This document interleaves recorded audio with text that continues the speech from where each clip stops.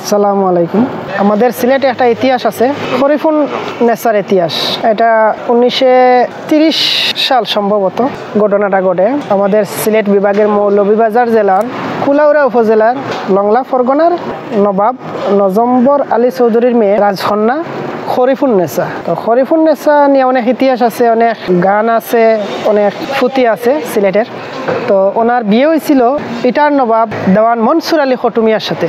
রাজকন্যার গৃহ শিক্ষকের সাথে আসিল তার সম্পর্ক। হঠাৎ নবাব নজম্বর আলী চৌধুরী শরীফুন নেসার বিয়া ঠিক করলেন রাজনগরের ইটার নবাব দেওয়ান মনসুর আলী খটুমিয়ার সাথে।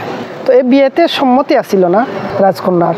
তারপরেও নবাব অনেক কঠোর আছিলেন, উনি অনেক শক্ত এবং একতার, যার কারণে রাজকন্যার বাবার ইচ্ছার বাইরে যাইতে পারছেন না। তো ওনার তো গৃহ শিক্ষকের সাথে আসিল ওনার সম্পর্ক, কিন্তু যখন দেওয়ান খটুমিয়ার সাথে ওনার বিয়ে হইল, সংসার হইল, কিন্তু উনি মানসিকভাবে বা দেওয়ান খটুমিয়ারে নিজ থেকে অ্যাকসেপ্ট করতে পারতেছেন না, যার কারণে উনি বাবার বাড়িতে বেড়াইতে যান। তো বাবার বাড়িতে বেড়াইতে যাওয়ার পরে তিনি ওইখানে থাকেন। তো খটুমিয়া লংলাতে যান ওনার ওয়াইফ শরীফুন নেসা, রাজকন্যা শরীফুন নেসারে আনার জন্য। কিন্তু এর মধ্যে শরীফুন নেসা ওইখানে যাওয়ার পরে ওনার যে গৃহ শিক্ষক আছিলেন ওনার সাথে উনি যোগাযোগ করিয়া এবং ওনার আরও যে কর্মচারী যেটা রাজ পরিবারের তাদের সাথে তিনি পরামর্শ করিয়া খটুমিয়ারে মারার প্ল্যান করলা। তো দেওয়ান খটুমিয়ার শ্বশুরবাড়ি গেলা, যাওয়ার পরে উনি রাজকন্যা এই দেওয়ান খটুমিয়ারে এখানে হত্যা করলা। তো এটা নিয়ে অনেক গান আছে। যখন হত্যার খবর পাইলা খটুমিয়ার মা, তিনি রওনা দিলা গুড়ার শহর নিয়া। তো এটা গানও আছে, এটা আমাদের এক বড় ভাই এলাস ভাই, তিনি আমার আত্মীয়ই মারা গেছেন, উনি গানটা খুব সুন্দর গাইতেন। খাক্কর খাফন তেরা ফাঁসা মনু তিনবার ফারি, কোন দিকে যাইতাম গো আল্লাহ আমি নজম্বর আলীর বাড়ি। এটা খটুমিয়ার গান গাইছিল, খটুমিয়ার মায়ের মানে কান্নার সুর আছিল। পরবর্তীতে ফুটি আকারে এটা এখনো চলে আমাদের সিলেট অঞ্চলে। তো তখন ওই লংলাতে যাইতে হইলে মনু নদী আছিল, ওইটা 3 বার পাড়ি দিতে হয়। তখন তো আর ব্রিজ ছিল না, ওই নৌকায় 3 বার ওইটা পাড়ি দিতে হয়। তারপরে এই শরীফুন নেসা রাজকন্যারে তিনি ফালাইয়া যান হত্যা করার পরে।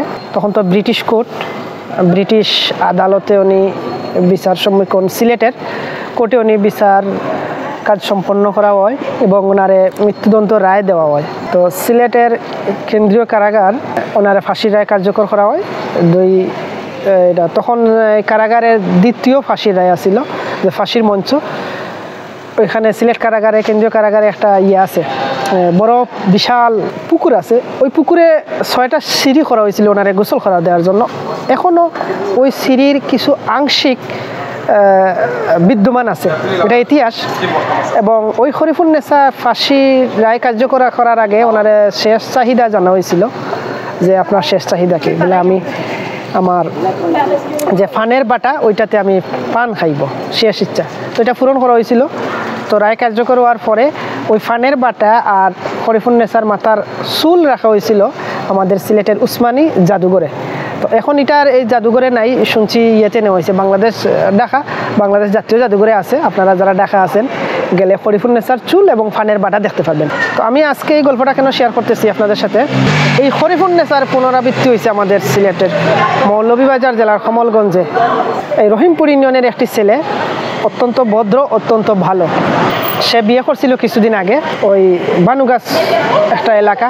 তো ওই এলাকা সম্বন্ধে, এটা তো আমাদেরই এলাকা, আমার দাদা একটা ভবিষ্যৎবাণী করে গেছিলেন। আমার দাদা পৃথিবীর মায়া ত্যাগ করছেন 1993 সনে। তো আমার দাদির মুখে শোনা, উনি বলছিলেন যে আমাদের উদ্দেশ্যে আর যে আমার পরবর্তী প্রজন্ম যারা এরা যাতে কখনো বানু গাছের ওই পারে বাড়ির চাকরকেও শুনতে, কথাটা মানে খারাপ দেখালে উনি দাদা এই বাণীটা করিয়া গেছিলেন যে বানু গাছের ওপারে বাড়ির চাকরকেও যেন আমাদের গোষ্ঠীর কেউ বিয়ে না করায়, নিজে করবে তো দূরের কথা, বাড়ির চাকরকেও যেন না করায়। তো এটা কেন দাদা বলছিলেন এটা উনি জানেন। যা এখন আমি উপলব্ধি করতে পারতেছি যে এই বানু গাছে বিয়ে করার কারণে এই শরীফুন নেসার পুনরাবৃত্তি হইল। মেয়েটা সুন্দরী, স্মার্ট, বিয়ের আগে সম্পর্ক আসছিল হয়তো কোথাও কোনো ছেলের সাথে, মা বাবা তার ইচ্ছার বাইরে বিয়ে দিছেন একটা ভালো ছেলের গেছে। এই ছেলে গত 4-5 দিন আগে তার শ্বশুর বাড়ি গেছিল, গিয়া হয়তো স্ত্রীর সাথে, ওয়াইফের সাথে কোনো মনোমালিন্য হয়েছে, সে একা আসছিল। কিন্তু ওই যে শরীফুন নেসার উত্তরসূরি সম্পর্কের যে ছেলে আসছিল তাদের সাথে পরিকল্পনা করে ওই ছেলেটারে মেরে ফেলে। শুধু মারে নাই, মারার পরে লাশটা রেল লাইনে ফালাই রাখছে, যাতে এটা রেল দুর্ঘটনা বললে আর চালানো যায়। কিন্তু সত্য তো কোনোদিন গোপন থাকে না। আজ সবাই মানববন্ধন করতেছে, বিচার করতেছে, সুস্থ একটা ছেলে কিভাবে, ওইখানে তার কোনো শত্রু নাই। এটা তো শ্বশুর বাড়ির এলাকা, নিজের এলাকাতেই কোনো শত্রু নাই, অত্যন্ত ভদ্র নম্র ভালো ছেলে, শ্বশুর বাড়িতে শত্রু থেকে আইব। আমাদের দেশের পরিস্থিতি কোথায় গিয়ে দাঁড়াইছে? বর্তমান সময়ে অপরিচিত জায়গাতে মেয়ে বিয়া দেওয়াটাও কঠিন হয়ে দাঁড়াইছে, এবং ছেলে বিয়ে করানো, মেয়ের সম্বন্ধে জানাশোনা, মেয়ের পরিবার সম্বন্ধে ঠিকমতো জানাশোনা না করে বিয়ে দেওয়াটা, বিয়ে করানোটা কঠিন হয়ে গেছে। মেয়ের সম্পর্ক ছিল কি পাইবে তার জীবনে, ওই শরীফুন্নেছার মতন তারও তো সারাটা জীবন যাইব কারাগারে বন্দি হইয়া। তো আমাদের নতুন শরীফুন্নেছার পুনরাবৃত্তি হইল।